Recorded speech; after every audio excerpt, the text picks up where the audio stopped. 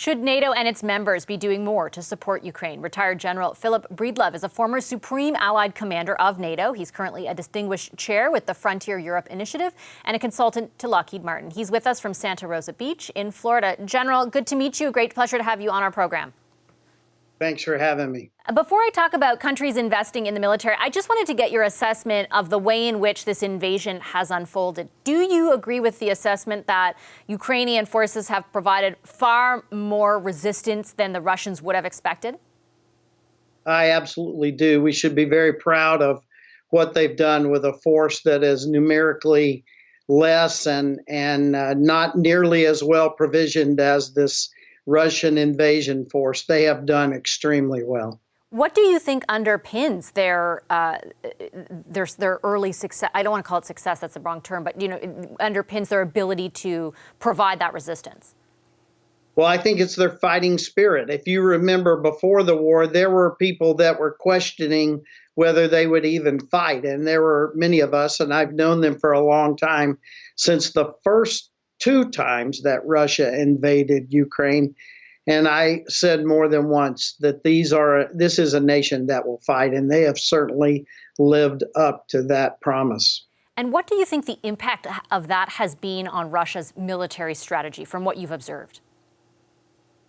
Well, let's don't overstate the Ukrainians' fighting spirit and the fact that they were getting ready all this time is a very good thing. But also, it's pretty obvious now, we all see that Russia made some bad assumptions. One, that the Ukrainians would lay down their arms and welcome them.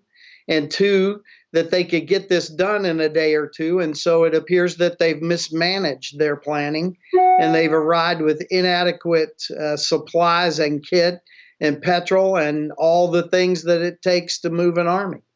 Do you think, though, they will readjust ultimately and be able to overcome those negatives?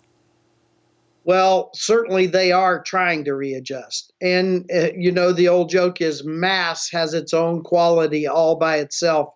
And certainly the Russians brought a lot of mass, and not all of it has been brought to bear yet.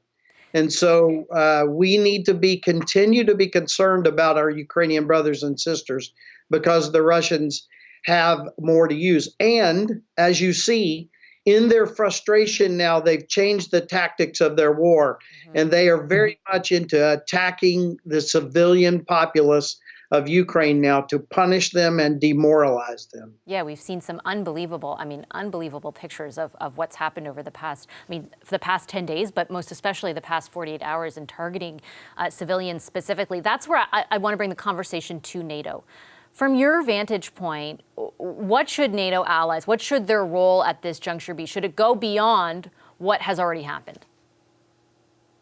Well, as you know, the SACEUR learns very early in his or someday her tour that they are a military commander who advises the political decision makers. It is an organization that very much practices civilian control of the military. So far be it from me to grade the paper of the politicians who are in the NAC and who run NATO.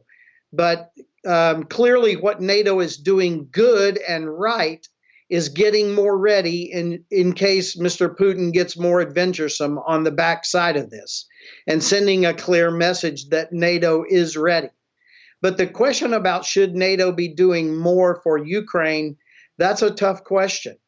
That's a question that I think will be answered over the next days and weeks as thousands of Ukrainians die, and as Russia rebelizes cities and savages this nation. Then we're going to have to take a little introspection and find out what it is we stand for in the West. And I think that's something that the political leadership of the NAC and NATO is going to have to contend with. The ask from Ukraine to leaders of NATO countries has been very specific. Please designate the airspace above our country as a no-fly zone. Those leaders have essentially treated it as a non-starter because, as they've described it, and I'm paraphrasing, it would amount to shooting down Russian planes or Russian aircraft, and the man on the other side of that has his finger on a nuclear button. What do you think of the way that has unfolded? And do you think that ask is a reasonable one from Ukraine? Well, I mean, this is a fact. It's not an observation or an emotional plea, but we are completely deterred right now. We are deterred by Mr. Putin and his nuclear threats. And so that's why I think that the more moral objectives are going to have to be considered over the coming days and weeks to see if we remain deterred. Clearly, Mr. Zelensky is a leader.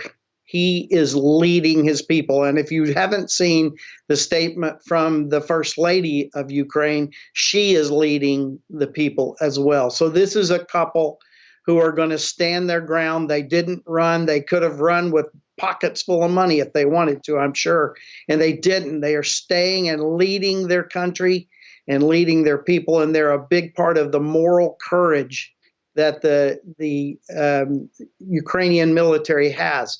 And yes, he has an army that has gotten better since 14, but it takes a lot longer to build up an air force and a navy. And they arrive at this war with a great ground force and a very patriotic and hard-serving air force and navy, but they are simply overmatched by the Russians. So it's very clear to me why Mr. Zelensky, the president, is asking for air cover, and I don't think it's an unreasonable ask.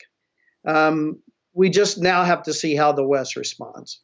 I was listening to various leaders, and we played some clips just ahead of your interview from, for example, Prime Minister Boris Johnson in the UK, as well as our own Prime Minister here in Canada, both very much leaving open the door to the idea of more spending on the military. And in particular, Prime Minister Johnson talking about how you can't ignore the gravity of this moment and its implications for security and for the defense of the West.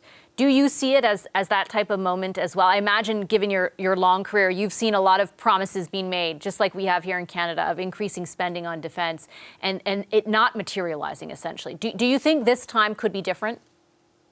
Well, it already has. I mean, we need to celebrate that. I am so proud of our German brothers and sisters, and even to a certain degree, the French and others are making statements that are very supportive of getting through this with a NATO that is far better prepared. Now, let's give ourselves a little credit. After 2014, after Russia invaded Ukraine the first two times, in the Warsaw summits and in the three summits that followed, NATO made some changes. They made changes to their readiness, to some of their command and control, and they started down the right path. But we still stopped short in many places in many ways. But it looks like one of the outcomes of this horrific criminal war that Mr. Putin is carrying on is our nation see that he's just crazy enough to do this. And so we need to be ready. And I think let's just be proud of what the nations are doing, and they are widely now adjusting their futures. Okay, General Breedlove, I'll leave it there. Thank you very much for your insights this evening. Thank you. Retired General Philip Breedlove is a former Supreme Allied Commander of NATO. Hi, I'm Vashi Capellos, host of Power in Politics. See more of our show by subscribing to the CBC News channel or click the link for another video.